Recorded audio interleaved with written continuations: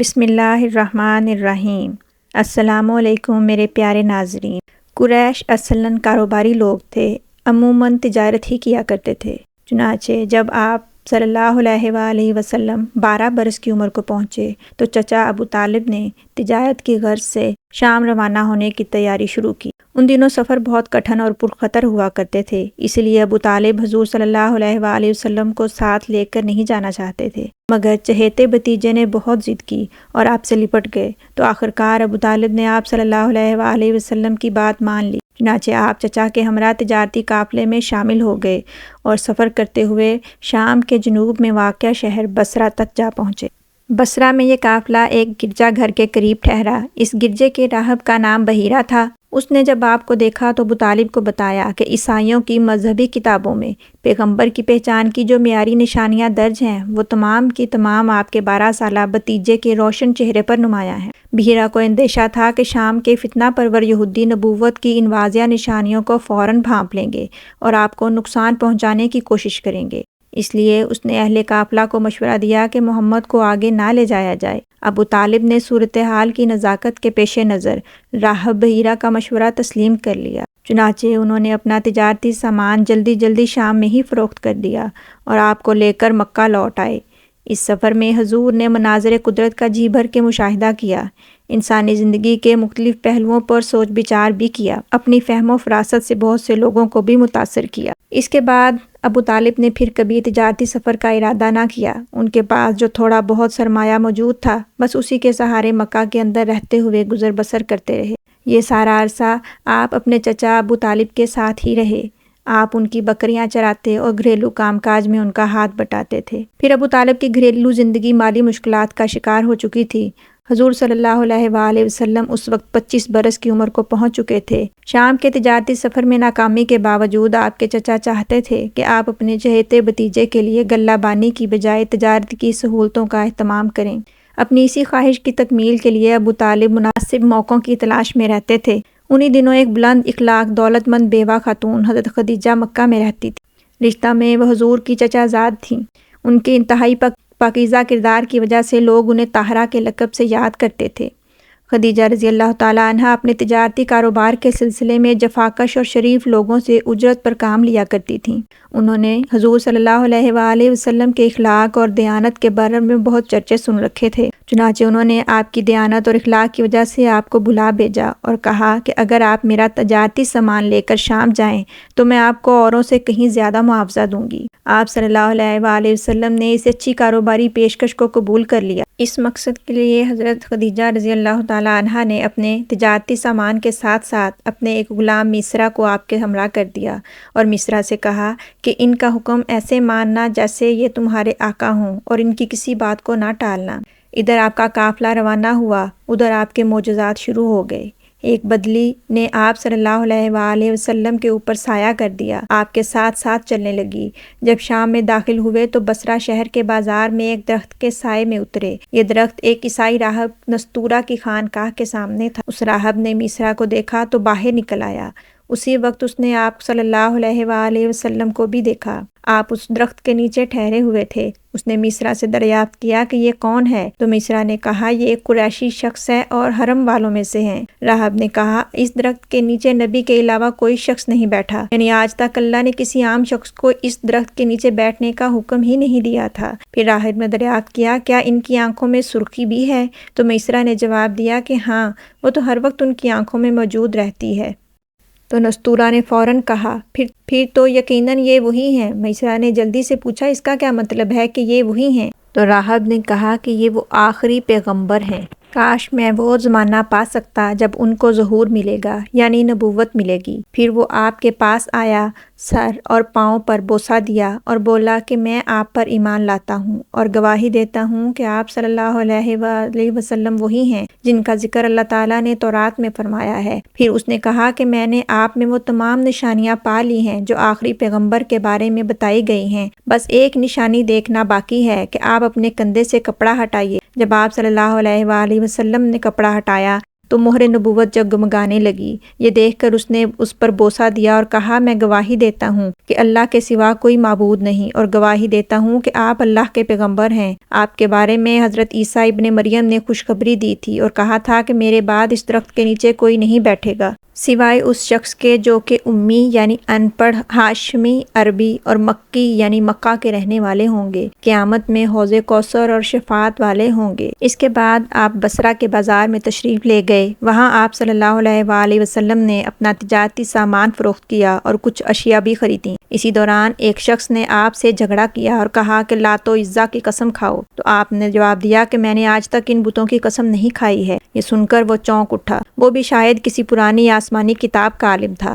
اس نے آپ کو پہچان لیا اور کہا کہ آپ ٹھیک کہتے ہیں۔ اس کے بعد وہ میسرہ سے علیحدگی میں ملا اور کہا کہ قسم ہے اس ذات کی جس کے قبضے میں میری جان ہے، یہ وہی نبی ہیں جن کا ذکر ہمارے راہب اپنی کتابوں میں پڑھتے ہیں۔ میسرہ نے اس کی اس بات کو ذہن نشین کر لیا۔ راستے میں حضرت خدیجہ رضی اللہ تعالیٰ عنہ کے 2 اونٹ بہت تھک گئے تھے اور انہی کی وجہ سے میسرہ قافلے سے بہت پیچھے رہ گیا تھا۔ نبی کریم صلی اللہ علیہ وآلہ وسلم سب سے آگے تھے، تو میسرہ دوڑتا ہوا آپ کے پاس آیا اور اپنی پریشانی کا بتایا۔ آپ ان کے اونٹوں کے پاس گئے، کمر پر ہاتھ پھیرا اور دم کیا تو اونٹ اسی وقت ٹھیک ہو گئے۔ وہ اس قدر تیز چلے کہ قافلے کے اگلے حصے میں پہنچ گئے۔ قافلے والوں کو اس دفعہ اتنا منافع ہوا کہ پہلے کبھی نہ ہوا تھا۔ میسرہ نے اعتراف کیا کہ ہم سالوں سے حضرت خدیجہ کا سامان لے کر فروخت کرتے ہیں، مگر کبھی بھی ایسا منافع نہیں ہوا۔ آخر قافلہ واپس مکہ کی طرف روانہ ہوا اور میسرہ نے دیکھا کہ جب گرمی زیادہ ہوتی تو 2 فرشتے آپ پر سایہ کر دیتے تھے۔ اس کے دل میں آپ کی محبت گھر کر گئی تھی اور یوں لگنے لگا کہ جیسے وہ آپ کا غلام ہو۔ واپسی پر آپ سب سے پہلے پہنچ گئے تھے۔ آپ سیدہ حضرت خدیجہ کے گھر گئے، وہ چند عورتوں کے ساتھ بیٹھی تھیں۔ انہوں نے جب آپ کی طرف دیکھا تو 2 فرشتوں نے آپ پر سایہ کیا ہوا تھا اور یہ منظر انہوں نے دوسری عورتوں کو بھی دکھایا۔ پھر آپ صلی اللہ علیہ وآلہ وسلم نے حضرت خدیجہ کو تجارت کا احوال سنایا اور منافع کے بارے میں بتایا، تو انہوں نے پوچھا کہ میسرہ کہاں ہے؟ آپ صلی اللہ علیہ وآلہ وسلم نے کہا کہ وہ پیچھے ہے، تو حضرت خدیجہ نے کہا کہ جائیے اور اسے میرے پاس بھیجیے۔ دراصل وہ یہ دیکھنا چاہتی تھی کہ کیا اب بھی فرشتے ان پر سایہ کرتے ہیں یا نہیں۔ جو ہی آپ روانہ ہوئے وہ اپنے مکان کی چھت پر جا پہنچی اور دیکھنے لگیں۔ آپ پر اب بھی وہی شان تھی کہ وہ فرشتے آپ پر سایہ کیے ہوئے تھے۔ اب ان کو یقین ہو گیا کہ یہ ان کی آنکھوں کا دھوکہ نہیں ہے، بلکہ وہ حقیقت میں آپ کی یہی شان ہے۔ پھر حضرت خدیجہ نے فرشتوں والے واقعہ کے بارے میں میسرہ سے کہا تو اس نے کہا کہ میں نے تو یہ منظر تب سے دیکھا ہے جب سے یہ قافلہ یہاں سے روانہ ہوا تھا۔ اس کے بعد اس نے نستورہ اور بازار والے آدمی کا واقعہ بھی بتایا، پھر اونٹوں والا واقعہ سنایا۔ یہ سب جاننے کے بعد حضرت خدیجہ نے آپ کو 2 گنا اجرت ادا کی، جو کہ پہلے لوگوں کی نسبت بھی 2 گنا تھی۔ سیدہ خدیجہ پھر اپنے چچا زاد بھائی ورقہ بن نوفل کے پاس گئیں۔ وہ پچھلی کتابوں کے عالم تھے۔ حضرت خدیجہ نے جو کچھ خود دیکھا اور جو کچھ میسرہ سے پتہ چلا تھا وہ سب ورقہ بن نوفل کو بتایا۔ وہ اس وقت عیسائی مذہب سے تعلق رکھتے تھے اور اس سے پہلے وہ یہودی تھے۔ سب باتیں سننے کے بعد انہوں نے کہا کہ خدیجہ اگر یہ باتیں سچ ہیں تو جان لو کہ وہ اس امت کے نبی ہیں۔ دنیا کو اسی نبی کا انتظار تھا۔ حضرت خدیجہ مکہ میں طاہرہ کے لقب سے مشہور تھیں، اعلیٰ نسب سے تعلق تھا اور کئی نوجوانوں نے ان سے نکاح کے لیے پیغام بھی بھجوایا تھا، مگر آپ نے سب کو انکار کر دیا تھا۔ چونکہ تجارتی سفر سے واپسی پر جو حالات و واقعات پیش آئے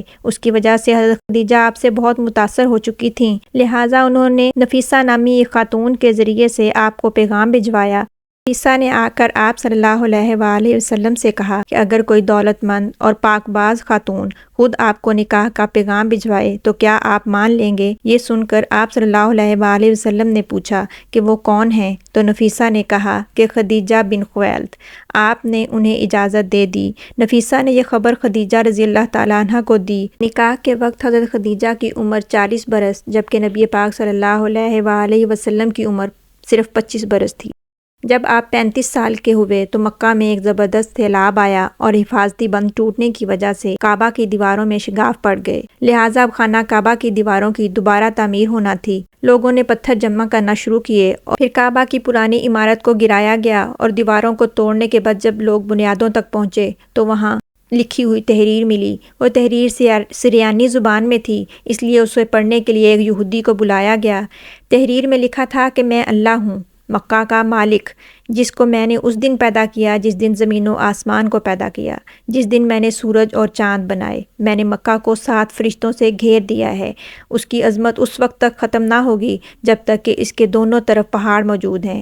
ان 2 پہاڑوں سے مراد ایک تو ابو قیس پہاڑ ہے جو کہ صفا پہاڑی کے سامنے ہے، اور دوسرا کئی کان پہاڑ ہے جو کہ مکہ کے قریب ہے اور اس کا رخ ابو قیس پہاڑ کی طرف ہے، اور یہ شہر اپنے باشندوں کے لیے پانی اور دودھ کے لحاظ سے نہایت ہی فائدے والا ہے۔ محترم ناظرین، یہ پہلی تحریر تھی۔ دوسری تحریر مقام ابراہیم سے ملی۔ اس میں لکھا تھا کہ مکہ اللہ تعالیٰ کا محترم اور معظم شہر ہے اور اس کا رزق 3 دروازوں سے آتا ہے۔ تیسری تحریر کچھ فاصلے پر ملی۔ اس پر لکھا تھا کہ جو شخص بھلائی کرے گا لوگ اس پر رشک کریں گے، اور جو رسوائی بوئے گا وہ رسوائی اور ندامت پائے گا۔ تم برائیاں کر کے بھلائی کی آس لگاتے ہو، تو ہاں یہ ایسا ہی ہے جیسا کہ کوئی کیکر یعنی کانٹے دار درخت میں انگور تلاش کرے۔ یہ تحریریں کعبہ کے اندر پتھروں پر کھدی ہوئی ملی تھیں۔ پھر چھت کے لیے لکڑی کی ضرورت پیش آئی تو اللہ تعالیٰ نے اس کا وسیلہ اس طرح سے بنایا کہ ایک جہاز جدہ کے ساحل پر آ کر ٹکرا کر ٹوٹ گیا۔ وہ روسی تاجر کا جہاز تھا۔ اس میں بادشاہ روم کے لیے سنگ مرمر اور لکڑی اور لوہے کا سامان جا رہا تھا۔ قریش کو اس جہاز کے بارے میں پتہ چلا تو وہ ان کے پاس گئے اور لکڑی خرید لی۔ اس طرح سے چھت کی تعمیر مکمل ہونے کے پاس پہنچ گئی۔ اب حجر اسود کو نصب کرنے کا مرحلہ آ گیا۔ ہر قبیلہ اس سعادت کو حاصل کرنا چاہتا تھا۔ اسی وجہ سے جھگڑا پیدا ہو گیا اور اس قدر بڑھ گیا کہ لوگ ایک دوسرے کو قتل کرنے تک آ گئے۔ تلواریں نیاموں سے باہر آ گئی تھیں۔ چنانچہ عام لوگ کعبہ کے گرد جمع ہو گئے۔ ان لوگوں میں سے ایک شخص ابو امیہ بن مغیرہ تھا۔ ان کا نام حذیفہ تھا۔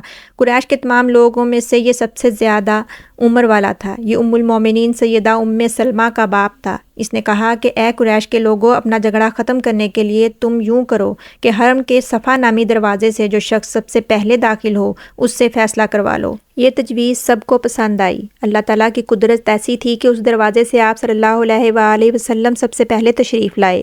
قریش نے جیسے ہی آپ کو دیکھا تو چلا اٹھے کہ یہ تو محمد ہیں، یہ تو امین ہیں، ہم ان کے فیصلے پر راضی ہیں۔ آپ قریش کے جھگڑوں کے فیصلے کرتے تھے اور نہ کسی کی بیجا مخالفت کرتے تھے اور نہ حمایت کرتے تھے۔ چنانچہ انہوں نے اپنا مسئلہ یا جھگڑا آپ کو بتایا اور آپ نے فرمایا کہ ایک چادر لے آؤ۔ جب وہ چادر لے آئے تو آپ نے اپنے دستے مبارک سے حجر اسود کو اس پر رکھا اور کہا کہ اب سارے قبیلے اس چادر کا ایک ایک کونا پکڑ لیں۔ چنانچہ انہوں نے ایسا ہی کیا اور حجر اسود کو اٹھا کر اس جگہ پر لے گئے جہاں حجر اسود کو نصب کرنا تھا۔ پھر آپ نے حجر اسود کو نصب کرنے کے لیے جو ہی اٹھایا تو ایک نجدی شخص آ گیا اور وہ تیز آواز میں بولا کہ بہت افسوس کی بات ہے کہ تم نے ایک کم عمر شخص کو اپنا رہنما بنا لیا ہے۔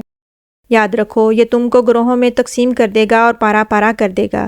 لیکن ان لوگوں نے خود ہی محسوس کر لیا تھا کہ حضور صلی اللہ علیہ وآلہ وسلم کا فیصلہ لڑائی کو ختم کرنے کے لیے ہے، نہ کہ بڑھانے کے لیے۔ چنانچہ حجر اسود کو نبی پاک صلی اللہ علیہ وآلہ وسلم نے اپنے مبارک ہاتھوں سے اس کی جگہ پر رکھ دیا۔ مورخین بتاتے ہیں کہ وہ نجدی شخص دراصل شیطان تھا جو انسانی روپ میں آیا تھا۔ ناظرین، جب نبی کریم صلی اللہ علیہ وآلہ وسلم کی عمر 40 کے قریب ہوئی تو وحی کے آثار شروع ہو گئے۔ سب سے پہلے آپ کو سچے خواب دکھائی دینے لگے۔ اللہ تعالیٰ نے سچے خوابوں کا سلسلہ اس لیے شروع کیا کہ کہیں اچانک فرشتے کے آنے کی وجہ سے آپ گھبرا نہ جائیں۔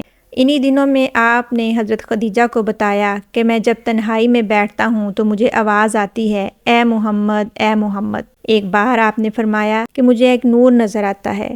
یہ نور مجھے جاگنے کی حالت میں نظر آتا ہے۔ مجھے ڈر ہے کہ کچھ ہو نہ جائے۔